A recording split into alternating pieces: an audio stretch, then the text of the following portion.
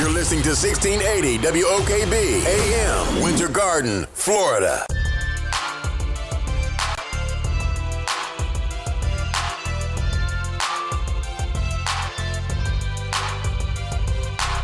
Welcome to another edition of Real Family Talk. This is your host, Jay Real. Hope everybody's having a great Tuesday night. Hello. Welcome to Real Family Talk. This is your host, Jay Real. Man, I'm glad to be here today. It is the day after the election. So much happened during the election. A lot of disappointed people, certainly in the state of Florida and even across the country too, I'm sure, because Republicans did well. I know at least half the room in here with me as well. It's probably slightly disappointed too. But we're going to talk about it tonight as we discuss the elections with some individuals I invited to come on the show with. But let's go ahead and welcome the family in the building. We got Jeremy's in the building. How you doing, Jeremy? I'm doing good. How you doing? Doing all right, brother. Doing all right. Mr. King's in the building. How you doing, Mr. King? My brother. I'm doing great. I'm a Republican, so I'm kind of happy. It's a Republican. We got to find out. Can we spell that? Yeah, I mean, if you wanted me to, but we don't have time. Next on the panel. Okay, that's what it is. Okay. We got Jamba's in the building. How you doing, Jamba? I'm amazing. How about yourself? Oh, I'm doing awesome, Jamba. Doing awesome. And Mr. Frank Torres is here with us again. How you doing, Frank? I'm so tired. Be honest. I've been up a long time. I couldn't think of anything cool to say at the opening this week, so I'm just gonna hand it right back to you, sir. I'm sure it's been a long day, Frank. You've probably been talking since late last night, probably early this morning as well, I'm sure. Mm-hmm. So yeah, we'll find out. Get Frank's thoughts here as well.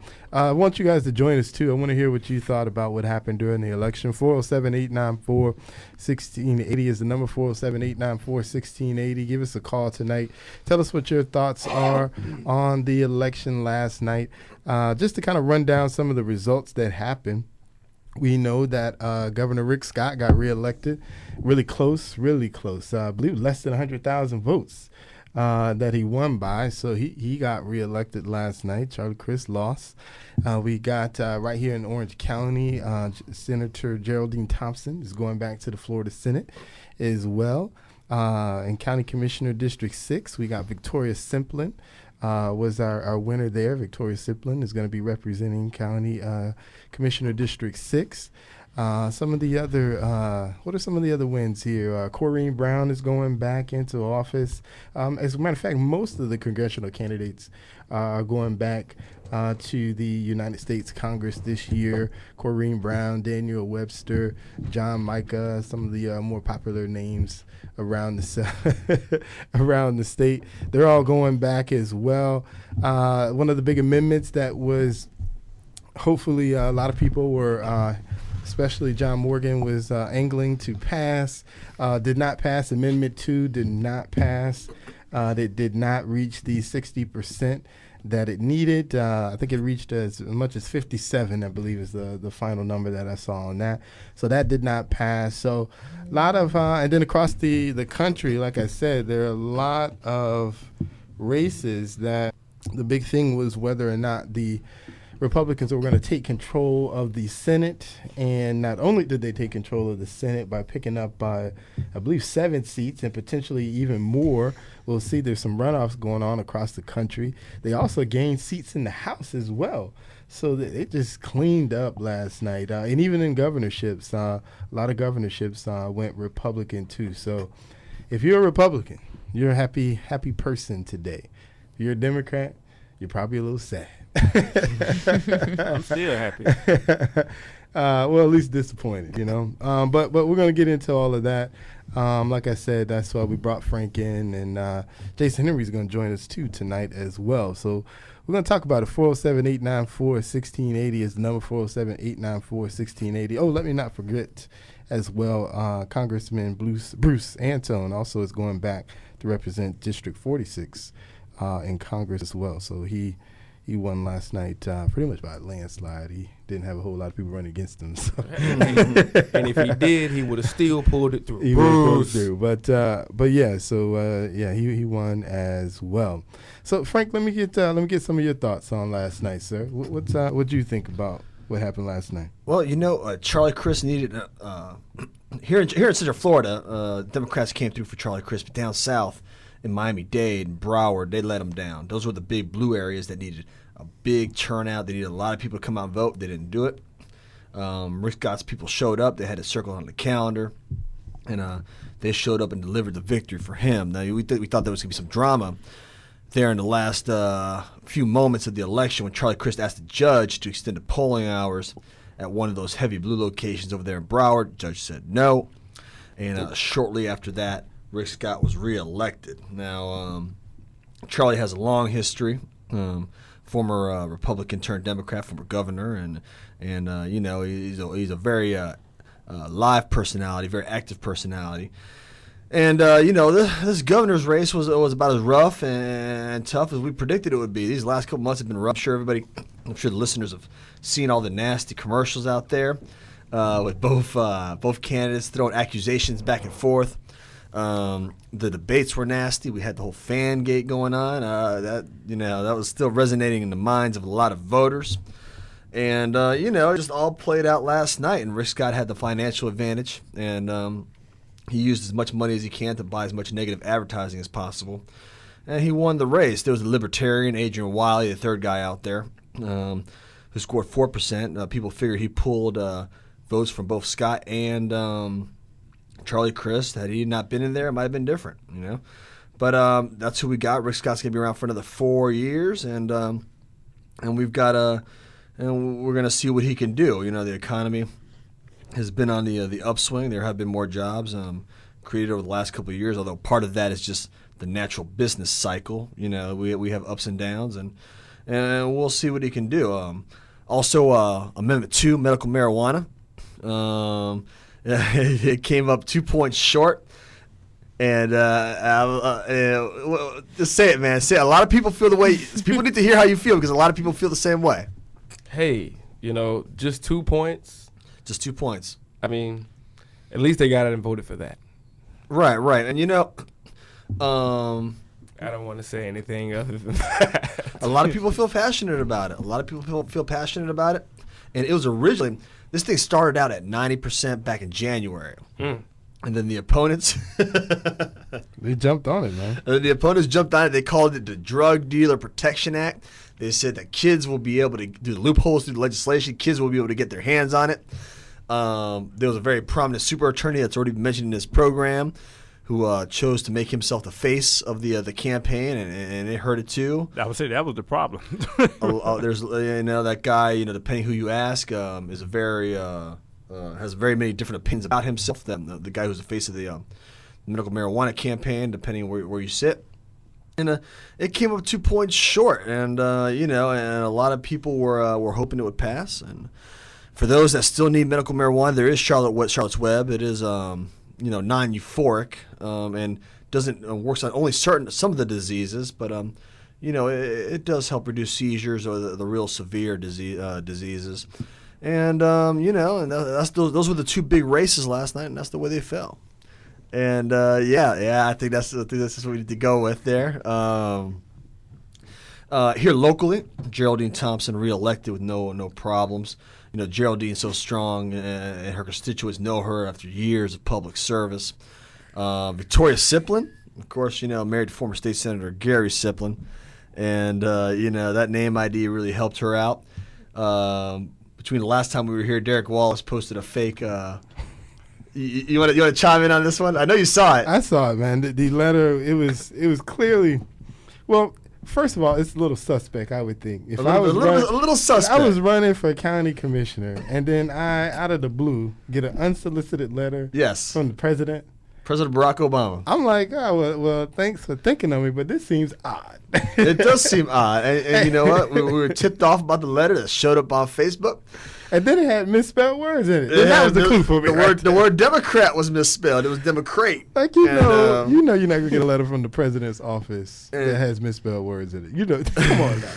Come on. That was the first thing you noticed when you read the letter. Wait a minute. That word's misspelled. And Derek Wallace, a longtime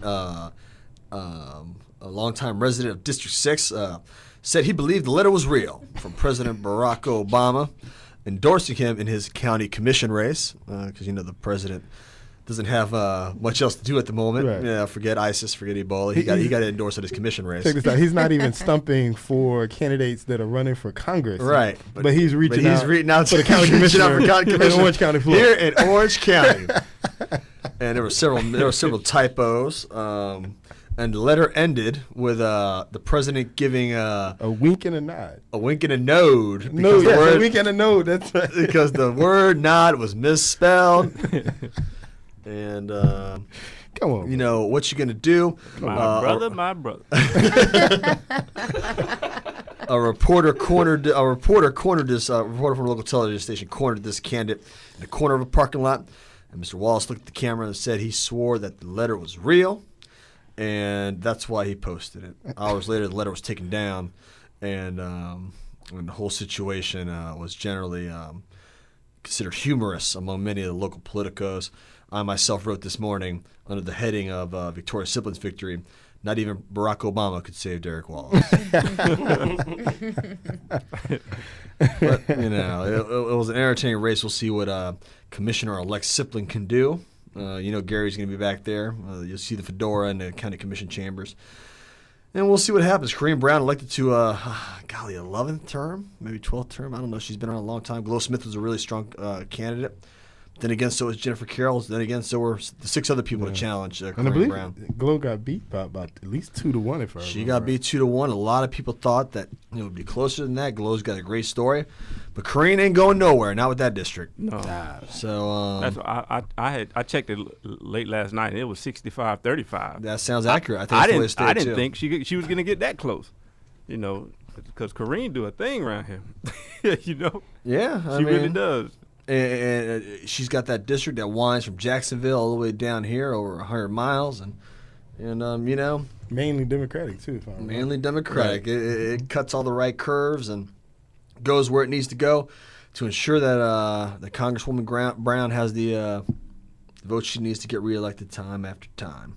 And in 2016, she loses Sanford. Sanford will go to Congressman John Micah, a Republican out there in Winter Park, and we'll see what Congresswoman Brown will do the next time she's up for re-election. But she loses that historic part of Sanford where the Trayvon Martin shooting took place, and we'll see what happens next time.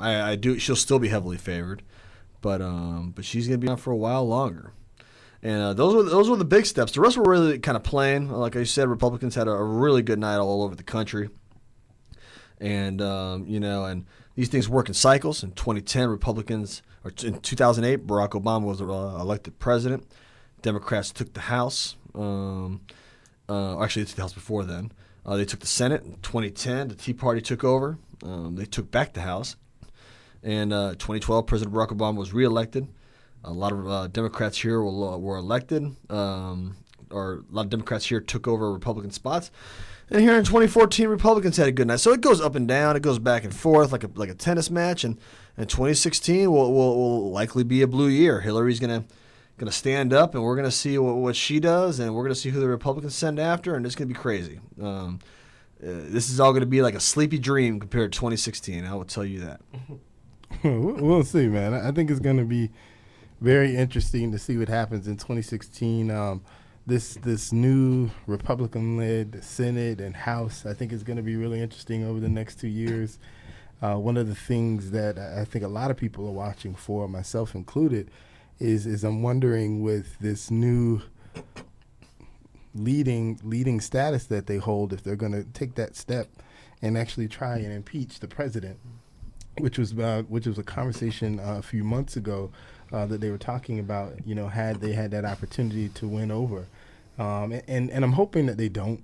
I think it's a waste of time. I mean, at the end of the day, it's going to be one big political show, political satire at the biggest part.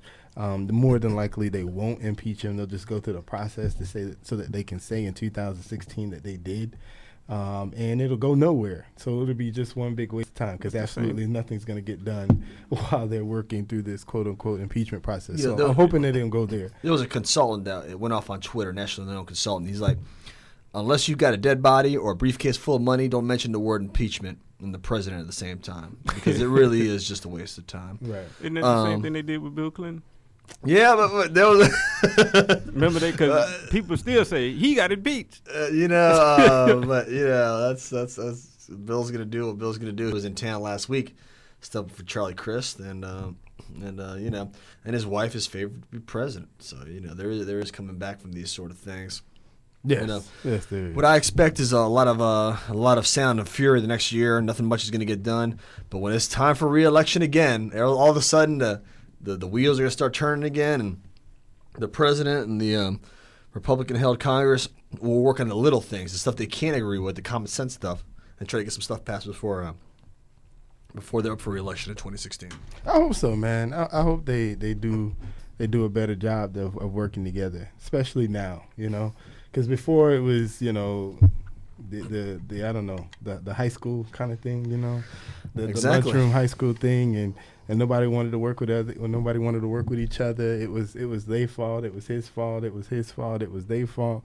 and now, hopefully, now that we see where we're going, hopefully the president will sort of back off a little bit of his stance. I thought it was very telling to say today when they were talking in his press conference, they mentioned that he had only met with the Republican minority leader, Mitch McConnell, twice in the last 6 years in his office, which is, it just sounds weird that they don't get you're along, reaching man. out to people, but keep yet you've only met him twice. Mitch McConnell, 1 year after Barack Obama was elected, said his goal was to make I know what he said. to make him a one-term president. Exactly. But even then, tell. as the CEO, if I'm going to get stuff done, What did he say? I'm gonna get him a I'm gonna burger. have to try. I'm gonna have to work with these people, or I'm gonna have to kick them out.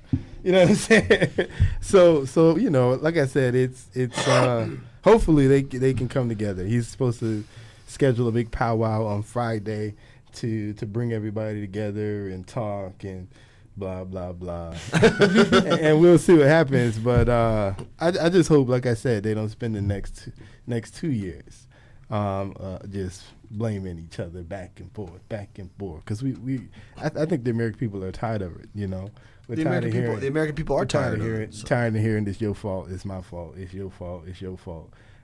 They don't do nothing, so I can't do nothing. They don't do nothing, so I'm going to sign these executive orders, and then that's how something's going to get done. We've been there. We've done that.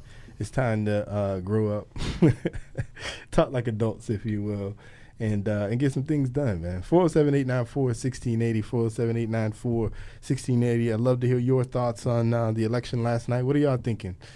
Jamba, Mr. King, Jeremy? What are you thinking, man? I'm thinking him and the president do not get along. I'm sure that he was only in the office 2 times, but I'm sure that they have had multiple conversations, and I don't think those conversations went too well. From the looks of this gentleman and from how this gentleman actually speaks, he doesn't seem like a guy that would actually work well with an African American. That's the best way for me to say it. I mean, if you've seen this guy, what's his name again? Mitch McConnell. Mitch McConnell from Kentucky. Mitch who? McConnell. Mitch McConnell from Kentucky. It doesn't even sound like. But regardless of how it sounds, when you see the man and then hear how he speaks, you can already see that. I don't think him and Barack Obama would get along.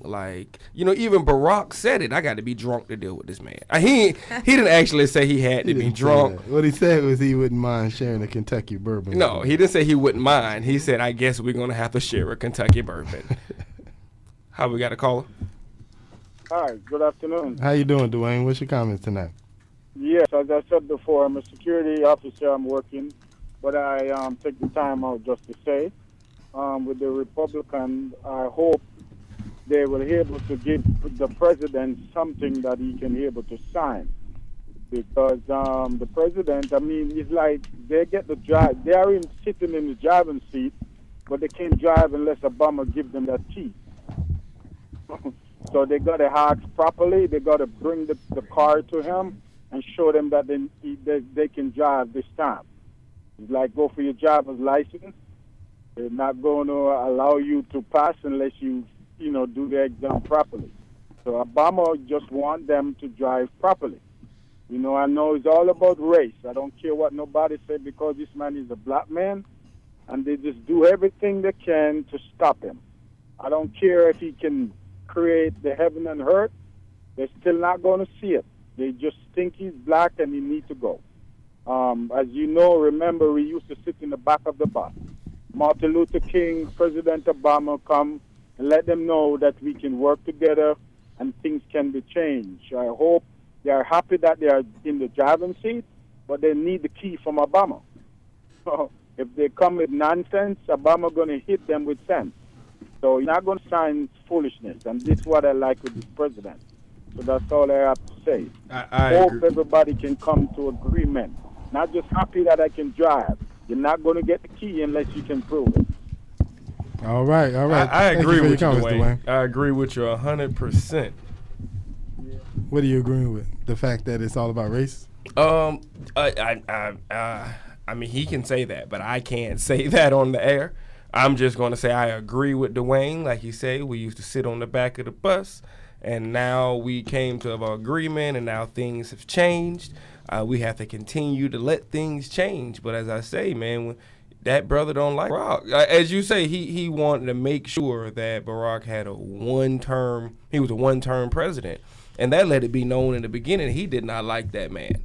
It was a lot of people who did not like him because of race.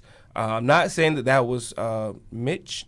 Not saying that was Mitch's reasons for not liking him.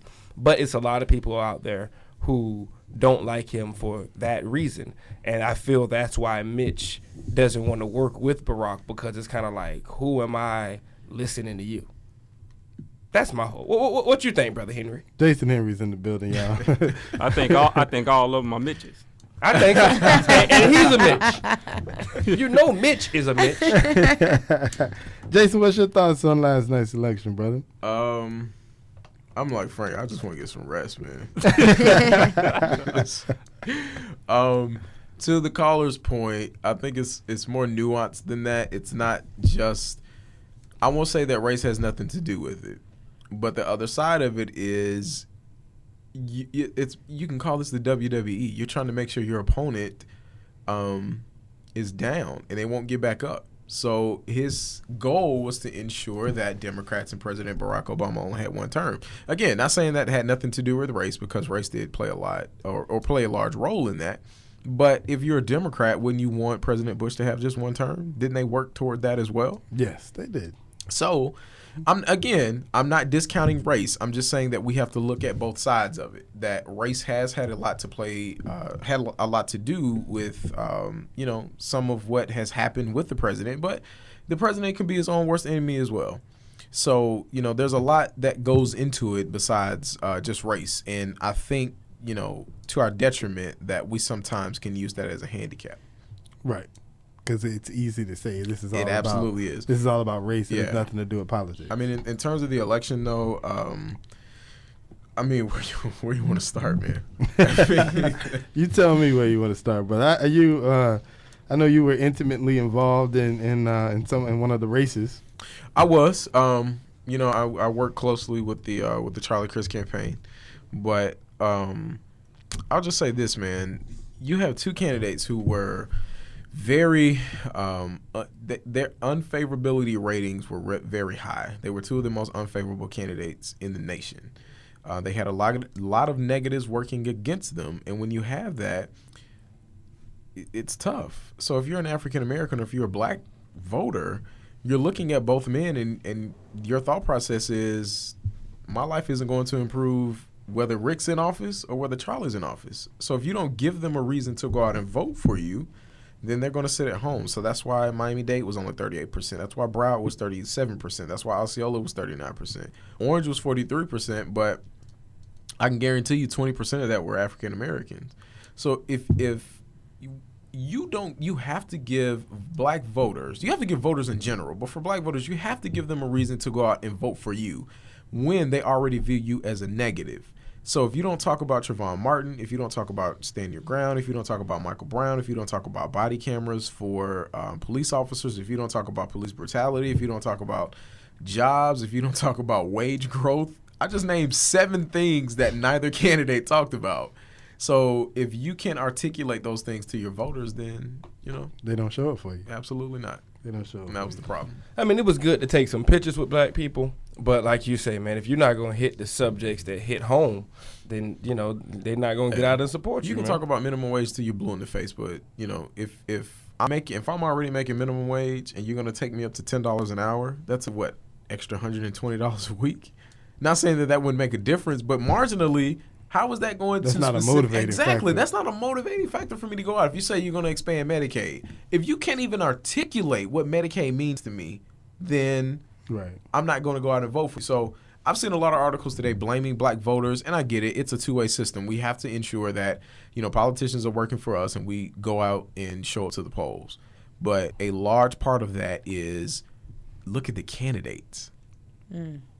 A very large part of it is that way. So you can blame black voters all you want because that's what they're doing. Miami Herald had an article this morning that said that the Democratic base didn't show up in Miami-Dade, which in turn means that black voters didn't show up for Charlie. Well, Charlie didn't show up for them. Right. It's the same thing I was telling Brother Rear earlier.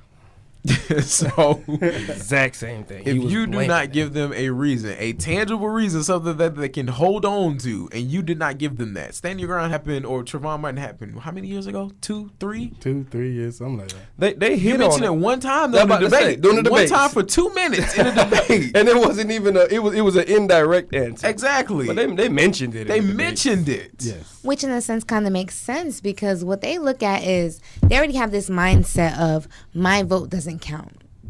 I.e., I'm not going to point anybody out, but the government already has their own initiative and their own what they want to happen and what's going to already happen because of that. So unless you're making it specifically towards me as if you are talking to me directly, I'm not going to go out of my way to leave work early, get out of my hours, my 40 hours a week, so I can go and vote when it doesn't really, in my mind, make any sense. It doesn't really make a difference at that. She makes a very, very good point that I'm not going to leave work early. I'm already struggling to get 40 hours anyway. Right? I'm struggling to pay my bills, and you want me to leave, stand in line when I got 200 kids at the house to vote for somebody that's not going to make my life any better.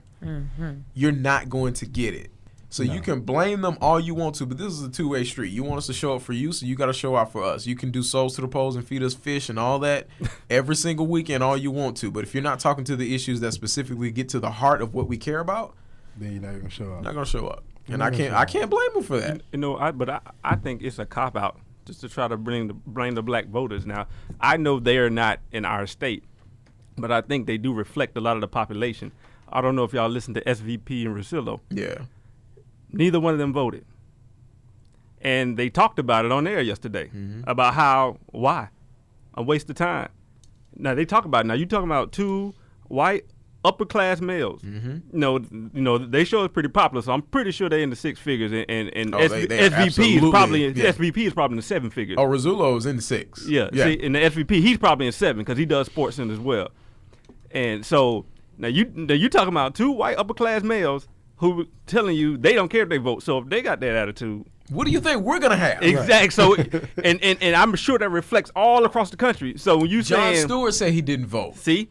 So I mean, this is the thing. How much influence do you think he has? Right. Because a lot of people watch the Daily Show and get their cues from absolutely there. not. And he said, I didn't vote because I was moving between states. If he wanted to vote, he would have. Exactly. He absolutely would have. You have an electorate that people are saying that we're apathetic, that there's lethargy, that there's all these different things as to why we're not voting. No, voters are getting smarter. Right. You can't we're in a vicious cycle where, what did Frank say? It'll switch over in 2016, which it will, and then it'll switch back in 2018, and then we're tired of being in this cycle. Right. So until you break that cycle, until the demographics catch up, that's what's going to happen with Democrats. Once the demographics catch up, where you can have a 35% turnout and Dems are going to win regardless, that may get worse for black voters. Yes. Because then they really are going to take you for granted. Because they're like, well, we got Hispanic voters. We got Cuban voters. We got Colombian voters. Exactly. And we don't really have to care about what you care about. Same thing I was telling Brother Real in the car. So I mean, last night's election, man, nuance is my word for it, man, because you know we can talk until we're blue in the face about why Republicans took over, and you can blame black voters, you can blame Latinos, you can blame Hispanics, whomever you want to lay the blame on. It's always us saying, or the other side saying that, well, so-and-so didn't turn out for this candidate. Well, the candidate didn't turn out for them. Yeah, we came to the church. 20% of black people go to church now. I noticed that you're not even hitting numbers with that. Right, so if 20% of black people going to church, and that's where you showing up to get votes, you're 30 years behind. And you know, see the funny thing, but you know how they do. Everybody playing stats was, well, the majority of people that go to church probably vote, so let me hit them because I know they're going to go to the polls. But if you know they're going to the polls, then why you talking to them? Right. You need to hit the block. That's what you need to do. So, I mean, it's a lot, man. It's a lot. I mean, you know, Republicans, this was, I think, the oldest electorate. Republican voters are getting older, and Dems are just waiting for them to die off. Honestly, they're just waiting for them to die off. So in, 2 to 4 years, when we have midterms again in, 2018, they'll be able to say that, oh, look, we were able to flip what happened in 2016 or 2014. No, the demographics just caught up. Right. Wasn't necessarily a flip, so.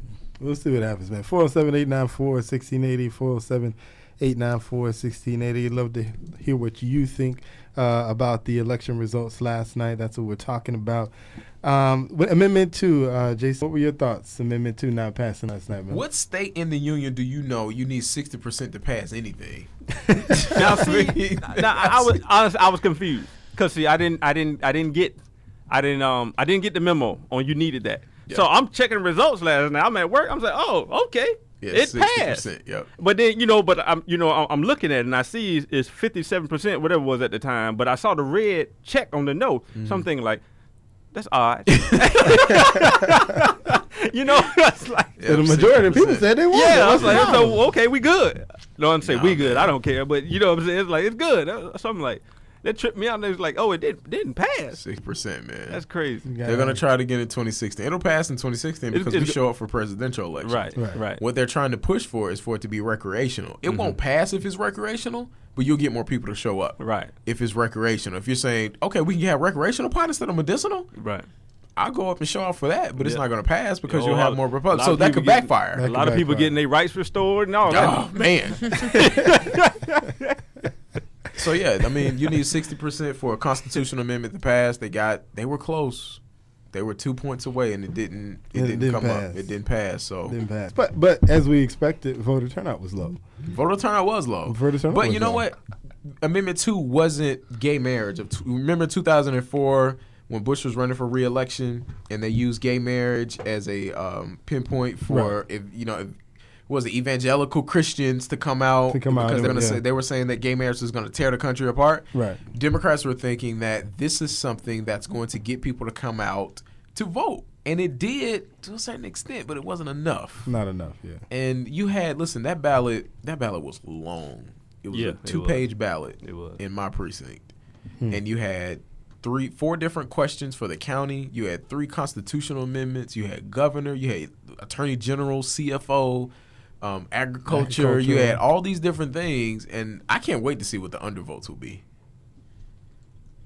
Cannot wait to see what that's going to be because that'll prove that people just didn't. You vote for governor, and then a lot of people just stopped, and then you had judges. Yeah, a bunch of judges. So the ballot was long and confusing. I don't know, man. But yeah, like I said, I was telling Mr. King, we were talking in the car. There were over 5 million voters that didn't show up last night. To cast anything, and when you think about that number alone, 10% of that number changes things. Yeah.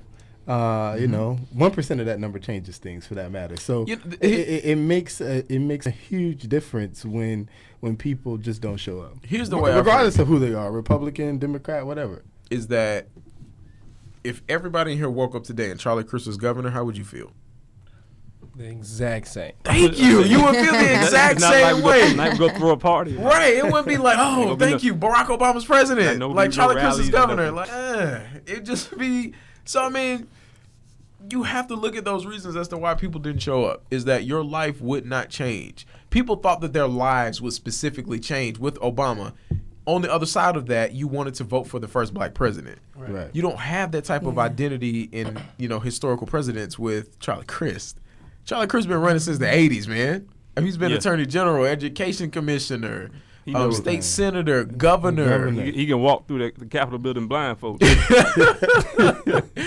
So when you look at those things, I mean, look, Democrats, you can say in 2016 it'll switch that they'll have Hillary, man, but the strategy that they have going on has to switch. It has to change. They have to change the strategy. The strategy hasn't changed. It's the same strategy they ran that they've been using for 20 was the same years. Strategy that they ran in 12, Republicans hate women. They're gonna cut the social programs. Like, come on. Can you give me something else? Yeah, right.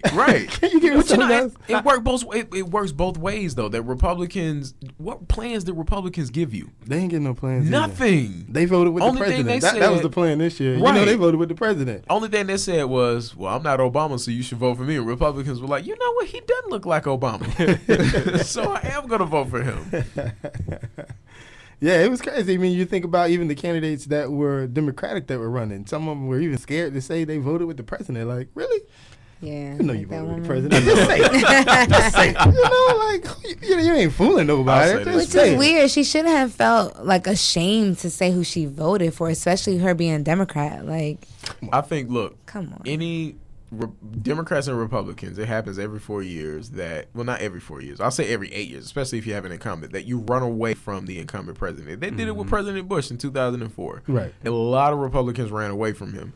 And for Allison, she was sitting there thinking, like, how can I get out of saying what I actually did? You can't. Yeah, exactly. You might as well just say, yeah, you know what? I voted for him, but there are some things I disagree with him on. Instead of just saying, well, let's waste as much time as we can so that I can try to get out of this. And it backfired on her. So now that the elections are over, obviously a lot of the districts and seats went to Republicans, a lot more than they were thinking. Yeah. What do you think about as we move forward in the next 2 years? The president, of course, came out today, said he's willing to work with the Republicans, get something done. He's got this big meeting scheduled for Friday. I hear Doug quacking. And Mitch McConnell came out today. He said he was willing to work with the president. So what do you think is going to happen, Jason? Lame duck in 5, 4, 3, 2, 1, man. I mean, he's officially a lame duck president. If you have a president in the Senate and in the House, what else can you do, man? I mean, what strategy did he present? And again, not dissing the president, but what strategy was presented prior to this? None. We've talked about immigration reform. We talked about immigration reform on the stump in 2011 and 12, and that didn't go down. No, that didn't go down. I mean, you can talk until you're blue in the face that the economy has improved, that unemployment is below 6%, that the stock market is doing well. But anytime we have a new jobs report, it's always part-time jobs are the majority of the new jobs that are created in this country. That's a problem. That's a problem. Yeah, we were talking last week.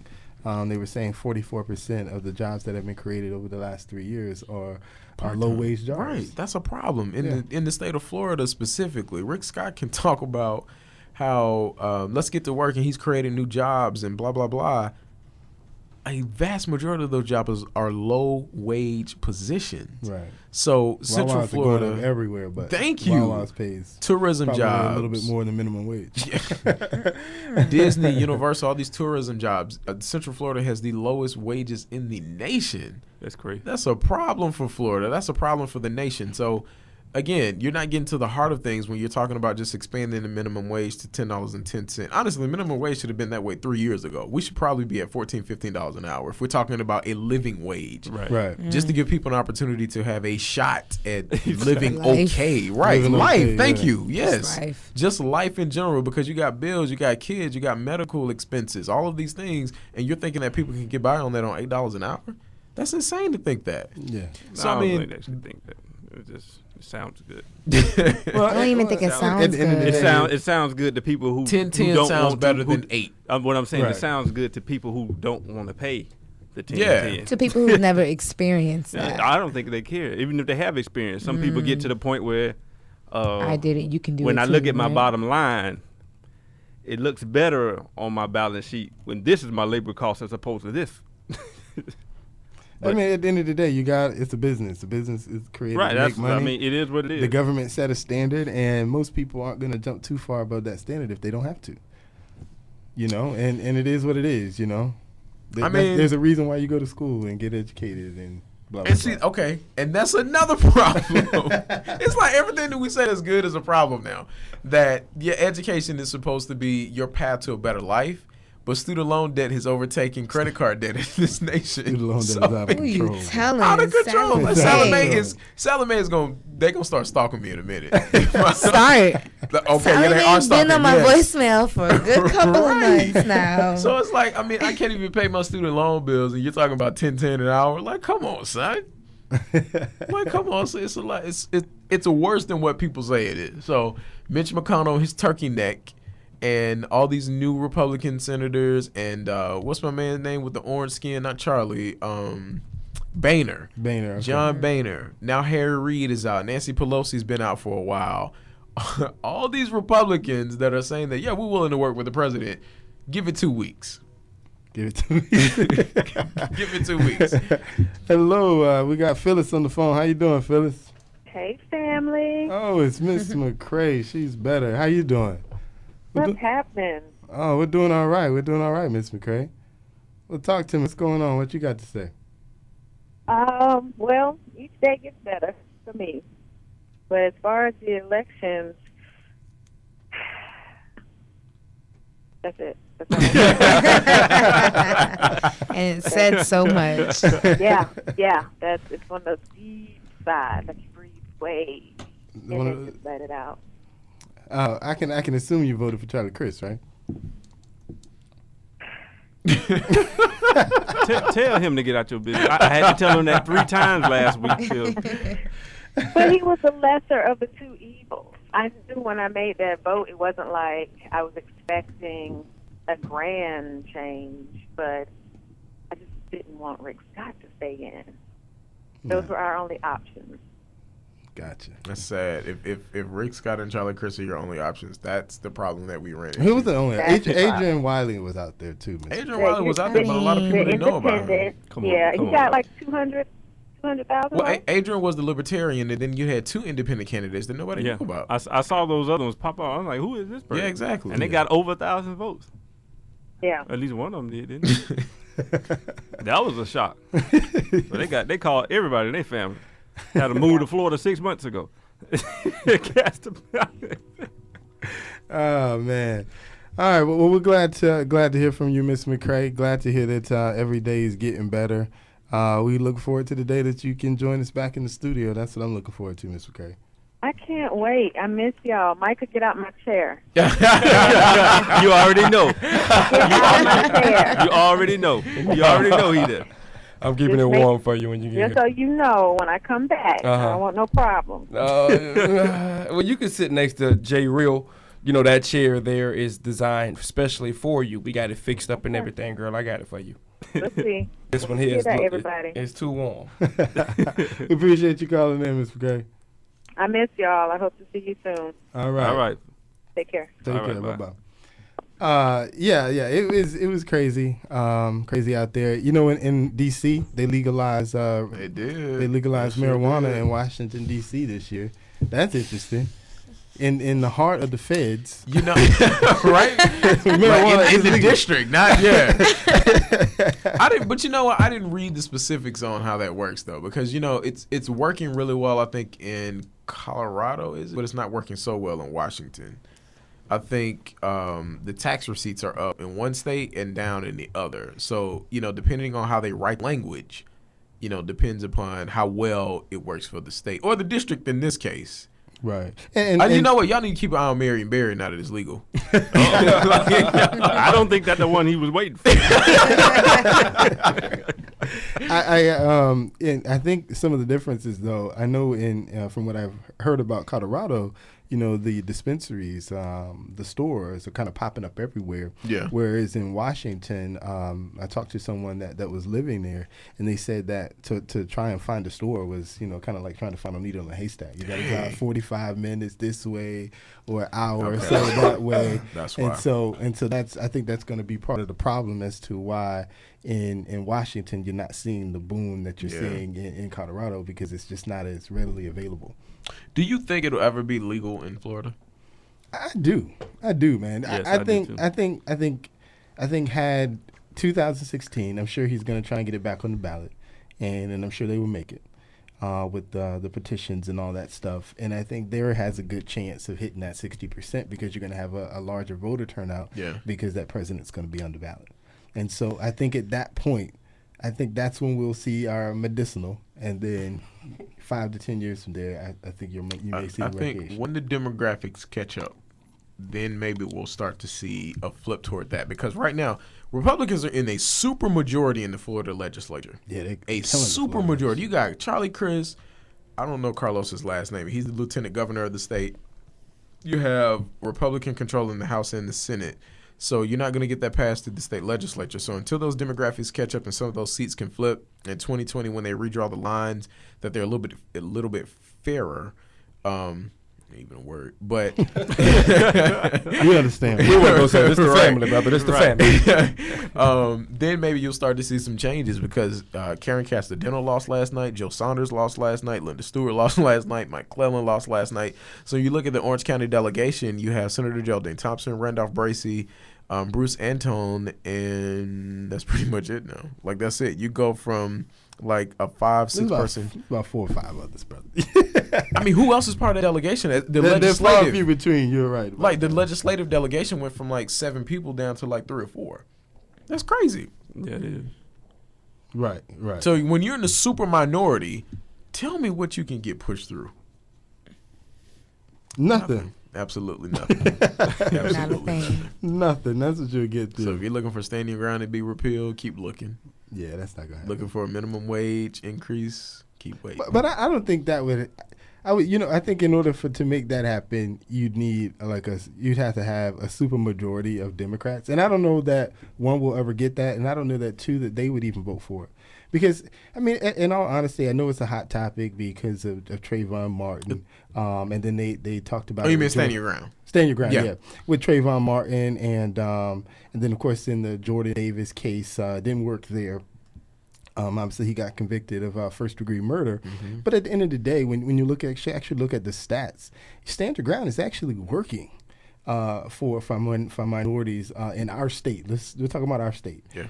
There's a lot of black men that killed other black men that used stand your ground as their defense and won. Yeah. So when you look at the stats in our state, it's actually working for black men. I mean, yeah, there's that high-profile Trayvon Martin case, which is a misguided to me stand your ground case, but overall, I mean, it's a success. It's not killing us. Yeah, I mean, and it's not giving a license to kill us. Yeah, when you that's just our interpretation of it. Yeah, I don't disagree. In terms of how we look at certain cases and how they are, what's the word we're looking for? How the media just kind of attaches themselves to like Trayvon Martin and Jordan Davis and Michael Brown. We lose a lot of perspective when the noise becomes so loud that you're not able to fully grasp like what's going on. So with Trayvon Martin, I mean, there were media trucks all over the place, and everybody had an opinion on that case. First, it was a white boy killed a black boy. Then they were like, no, he's not white. Oh, well, he looks white. So let's stick with it. Yeah, we'll stick with that one. That makes for a better headline. Yeah, you can sell more papers on that. And Jordan Davis, they were like, well, he's a thug. And everybody said, well, no, he's not a thug. He was about to, go to college. And then you found out he was wrestling with the cop for a gun. So, again, I'm not saying that anybody's justified in these things, but you have to take every single thing into account instead of automatically jumping on the bandwagon of these things were wrong or these things were right. There's nuance to pretty much everything that happens. And that's the problem with our media today. No one really wants to put in the work. Everyone just kind of wants to be that first person to break that story, to be that first person. My name is on this project. I was the one who first found out and first reported on what You got a tip for me right now? Because if you do, I'll go publish it. We got to talk a little bit more so I can know if I can trust you with this type of information. But I got the information. I always got the info.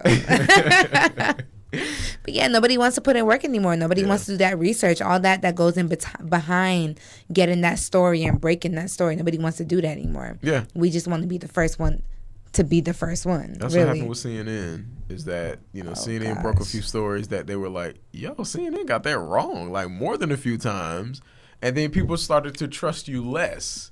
Exactly. And then you have to go to different places like Al Jazeera America is a really good source, but then when you hear Al Jazeera attached to anything, people get a little nervous. But it's like, if I have to go outside of the traditional American media spectrum to get truth, then that's what you got to do instead of attaching yourself to MSNBC and CNN and Fox News and whatever it may be. Those are the problems that we traditionally run into, is that we listen to what pundits are telling us. And I'm guilty of that too, because if I'm gas bagging on something and somebody trusts me, then they automatically get thinking, okay, well, I know, J Real, I know Micah, I know Jeremy, so I'm going to trust what they say, and you don't end up doing the research for yourself. Right. And then you're thinking, like, whether it's Roland Martin or Jesse Jackson or Al Sharpton, if that person ends up being wrong, or you in the end you disagree with their opinion, you're thinking that they led you in the wrong direction, when that's not the case. You technically led yourself down that road because you didn't follow. Neglected. Absolutely. Absolutely. I agree, man. Like I said, it's going to be interesting to see what happens the next 2 years. I'm hoping that we can get something done. I don't expect a whole lot. They're not going to transition. They're not going to wow us. I got some deep cynicism. They're not going to wow us by any means of the imagination, because both of them are insincere. And both by, I mean, the Congress being majority led by Republicans, and then the president. I'm gonna give him some of the blame too. I doubt some of their sincerity in really coming together and doing something that's actually going to mean anything to anybody. They'll probably do one or two things, but nothing of significance. And I just hope that they don't just bog it down, though. That's sad, man. That is so sad that we have that type of cynicism in our system. It's unfortunate, man. It is very unfortunate, because I have that same cynicism. Like, I don't. We've all gotten to well, not all, but a lot of us have gotten to the point where we just believe that no matter who you vote for, nothing's going to change, because there's going to be gridlock no matter where you go. Right. And that's unfortunate that, we've gotten to the point where we think that way about the system that's supposed to help change our lives. And the fact that no lives are being changed by it, unless you're the elected official, you can get, think about it. It's public records. I mean, the clerk of court makes $155,000 a year. The governor makes $172,000 a year. County commission makes almost $80,000 a year. So unless you're that elected official, your life is going to significantly change. If I'm making $25,000 a year and I get elected and I'm all of a sudden making, over $100,000 a year, then my life is going to significantly change. Right. The individuals that you're representing, not so much. And I think that's how you eventually lose touch. Not so much. I might need to run for clerk of the court. I didn't realize that was it. I need to do my research. It's term limited now, so it wasn't term limited before. So question D passed. So now constitutional offices are term limited, and they're partisan. So you'll know who they are. You'll know which political party they belong to, and they'll only be in there for 8 years, and then you got to flip it. Good thing, though. That's a good thing. I think term limits need to be enacted across the board. It depends on who you talk to. It need to be enacted across the board. I don't have a problem with term limits. Even with the judges? The Supreme Court judges? Oh, gosh. Supreme Court needs term limits. Yeah, they need lifetime appointment. The dude walking in looking like, like, we over here. Oh, okay. Yeah, man. He halfway between Alzheimer's and dementia. And he's sitting at the Chief Justice. Right. William Rehnquist. Right. He had cancer, and as soon as he stepped down, not even a year after, he ended up passing away. That is good. I'm still trying to figure out how that's hungry. Well, I'm not saying lifetime appointment. So you'll I have understand Clarence, why, but you'll have Clarence Thomas until the casket drop. Till the casket drop. Yeah. Unless we get out and vote. and somebody get a petition. Well, it don't matter with the Supreme Court. Oh, and that's the other thing is that the Supreme Court is likely going to flip because unless Ruth Bader Ginsburg decides to go ahead and resign now, and President Obama, nominates another liberal justice, if she go ahead and resigns, and like Chris Christie or Marco Rubio or a Republican gets in there, and she resigns, then the Supreme Court is really going to turn into a problem if you're a Democrat. We'll see what happens, man. And well, she's not resigning. She's already said that. Yeah, she said she's not retiring. And at this point, it's a waste of time because with the two Congress Republican, whoever he nominated ain't getting through. and who's gonna get paid for Attorney General? Who's gonna nominate for Attorney General that they're gonna say okay to? Right. Nobody. Eric Holder's gonna be there, man. It's Eric Holder's job. You're gonna get keeping the job until somebody else gets approved. You're gonna wake up in the morning and say, "Oh, Eric Holder says he's not stepping down. He's gonna stay on until the end of the term." Down. At this point, I don't see why you wouldn't. At this point, anyway, you got 2 years, man. Come on. Positive thinking, positive reinforcements. Right. Obama is the white guy in the courtroom. Eric Holder is the black guy in the back with the bat. Like that is. Oh man, I got a question. I'm gonna ask y'all opinion on this. My mind's been boggled about Rick Scott for a long time. Since he's been elected the first time. Yeah. How does somebody admit to stealing that much money or defrauding out of that much money? And folks, yeah, I want him. And like it's no problem. I don't. You know what? The best analogy that I have for that is remember the Spaceship by Kanye on his first CD where he said that he was skimming, he was taking a little bit of dough out of the Gap cash register because he needed it or whatever. If you have an opportunity to get richer, I'm not defending it. I'm just saying if you look at it that way, and somebody presents to you, I mean, if we just do it this way, then we probably won't get caught, and you can line your pockets with a little bit more dough. Right. The vast majority of people would do it. We deride him for doing it, but the vast majority of people would do it. I'm not even so much mad that he did it. Yeah, it's the fact that he lied about the it. people. No. My issue is not with Rick Scott. People that voted for him knowing that. Because remember, it's like everybody. Oh, the politicians are dishonest. We need someone we can trust. That's the rhetoric people always say, right? Yeah. We want better politicians people to trust. The man is on record of getting all this money. Okay, let me ask you this then. Would you feel okay with voting for Charlie Crist even though he enacted chain gangs in Florida? Yeah, because I did.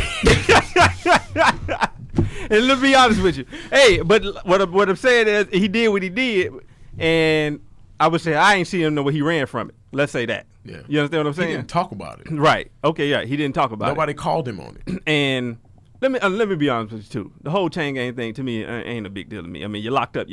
It is what it is. Yeah. As long as they ain't hanging you on with no nooses and all that kind of crazy stuff. Yeah. You're locked up. You're locked up. It is what it is. Yeah. You can't complain to me about no life sentence when you done shot 2 people. Yeah. Like whatever they do, you in prison. You don't want to put yourself there. You know what I'm saying? So, They can't complain to me about digging no dishes. Yeah. You understand what I'm saying? So I can't even really be mad about the chain gang thing. I don't want to hear all the way back to slavery time. No. You're in prison, you're basically a slave anyway. Yeah. To be honest with you.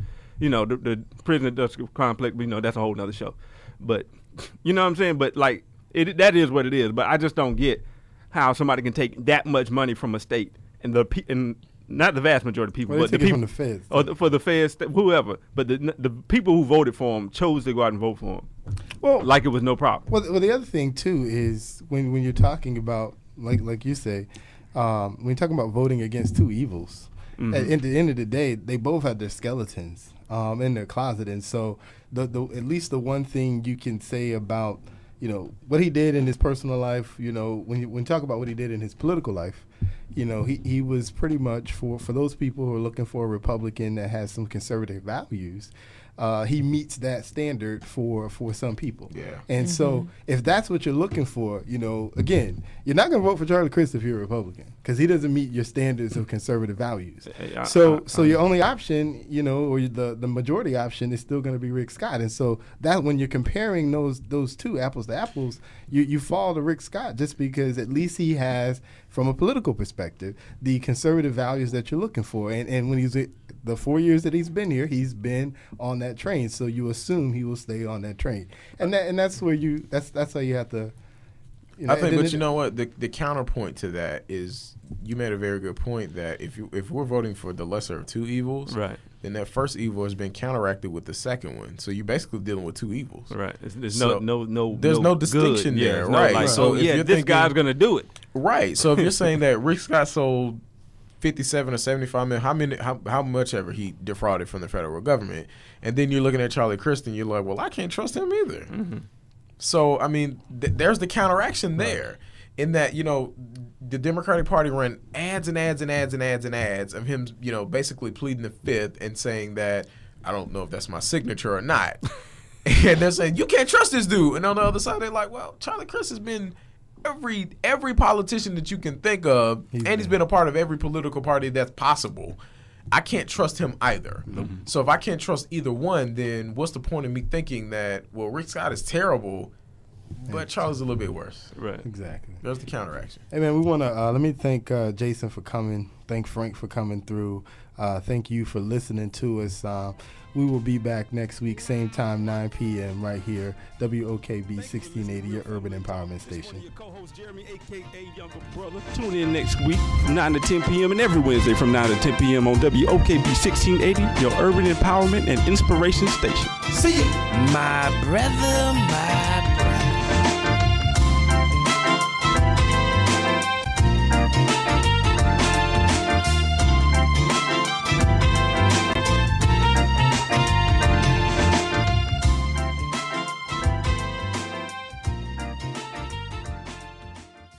You're listening to 1680 WOKB AM, Winter Garden, Florida.